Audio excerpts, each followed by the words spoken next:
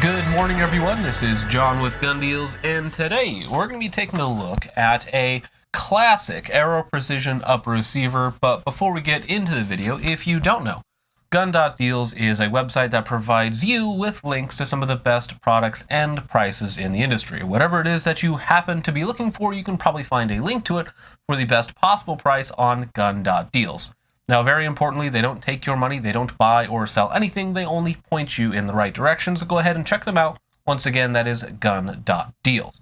Now, before we get into this Aero Precision 16-inch mid-length upper receiver, if you want to help us out personally, you can, of course, like, share, and subscribe, as that is free and does help us out quite a bit. Also, go ahead and comment your favorite plastic fantastic handguard in the comments down below.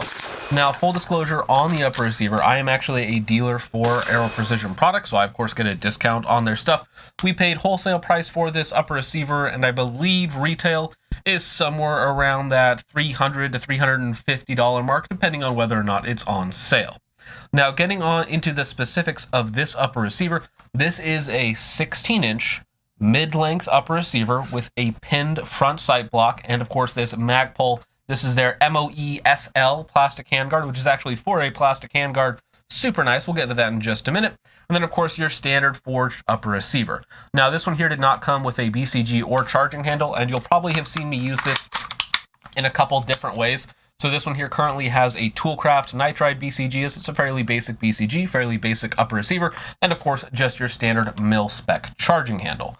Now, all in all, you can probably do this setup for about $400, $450, again, somewhere in that range, and for a complete upper receiver, it's a pretty good value. Now, starting out with the barrel, which is going to be, of course, the most important component on this upper receiver. Again, 16-inch mid-length gas, so you get a nice long sight radius as well if you were to pair it with a rear sight of some sort. The mid-length gas system, I believe this is, I didn't pin gauge it, of course, because I didn't want to take off the pinned front sight block, which is very nice. Now, I believe the gassing on this is fairly standard, so 0.076 if I had to guess.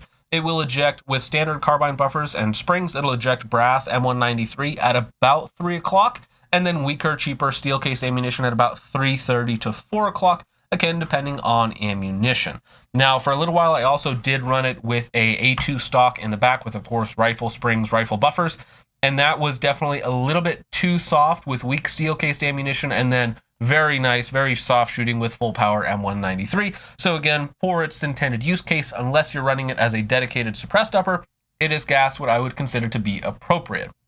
Now, the barrel is, of course, in the black nitride, chambered in 5.56, but also has a 1-in-7 twist.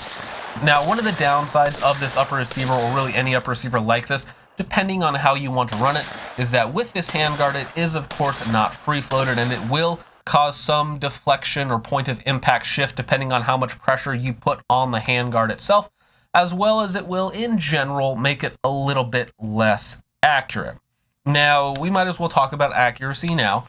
I did test this with several different match loads, everything from just 55 grain ball all the way up to like 69 grain ADI, 77 grain Nosler, 75 grain atomic, and a bunch of different loads as well. And I'll go ahead and start rolling in that footage. And overall, we weren't really able to get better than 2 MOA out of the gun. Now, 2 MOA is perfectly acceptable for a fighting rifle, if you will, or just a general purpose AR. But if you're looking for some sort of MOA or sub-MOA upper receiver, this really isn't going to be it. Now, inside of 500 yards probably won't matter all that much. But again, just keep in mind that with this sort of setup, you're not getting the maximum accuracy potential that you could out of a similar barrel that was, of course, free-floated. So here's our 55 grain, about 2+ MOA, about 2 MOA on the 4 rounds of atomic. That's a 1 MOA group, and then that's a 1.5, maybe even 2 MOA. Again, about 2 MOA, maybe a little better than 2 MOA. So again, it's definitely, you know, somewhere in the realm of 1.5 MOA with match ammo, or maybe a ammunition it really likes, better shooter, so on and so forth. But overall, kind of what you'd expect. Now, the trade-off here, and one of the things that I like about it, is that this system is incredibly simple and lightweight, as well as having that pinned front sight block and gas block combo, of course, is incredibly durable, so that is basically never going to shift on you. On top of that, if you were going to be running a backup iron sight, you don't need to spring the extra money on a front sight because you already have, again, a fixed front sight post. Now, as I'm running it currently, I have the SIG Romeo 7, which is kind of a Cope M4, if you will, on a 193 riser. And then I actually have the Northtac, their new 3X magnifier, on a 193 riser as well. And it kind of gives it a little bit of a retro aesthetic, especially when I was using it with the A2 stock. Now, getting into the handguard itself, this is actually the first time that I've used the Magpul MOE SL handguard. And it's actually really nice, again, for being just a plastic handguard. It's very lightweight, it's very simple. It gives you M-lock slots at the bottom, which I have a Grove Tech angled foregrip, just something to kind of work as a hand stop for me. And then, of course, you have M-lock on either side for mounting basically lights. So you can do basically everything you want with this handguard, except for some sort of night vision device, so a laser aiming module or what have you on top, because, of course, there is no way to mount anything on top. Now, this handguard does come with internal heat shields as well, which will keep your hand safe for long periods of time. I did get this upper receiver hot several times, and it really never became uncomfortable to hold on to. And again, the plastic handguards are light. They're very simple. They're, of course, not the strongest or most robust things on the market, especially if you have something that needs to maintain zero. But for very simple, your foregrip and your light, they're going to work just fine for that sort of thing. And, of course, they kind of look cool as well in a bit of a retro way. Now, moving back to the upper receiver briefly, this is, of course, just a very standard Aero Precision Upper Receiver. They make very decent upper receivers, especially for the money. So this one here is 7075 T6 aluminum forged, just like a standard mil-spec upper receiver. It is also T-marked on top if you care, has the standard dust cover, forward assist. Again, basically everything analogous to a standard mil-spec upper receiver. Now, as I mentioned earlier, this upper receiver doesn't come with a bolt carrier group or charging handle. However, the charging handle is just a standard mil-spec charging handle that I threw in there. And then the BCG that I'm currently running, this is just a Toolcraft nitride BCG.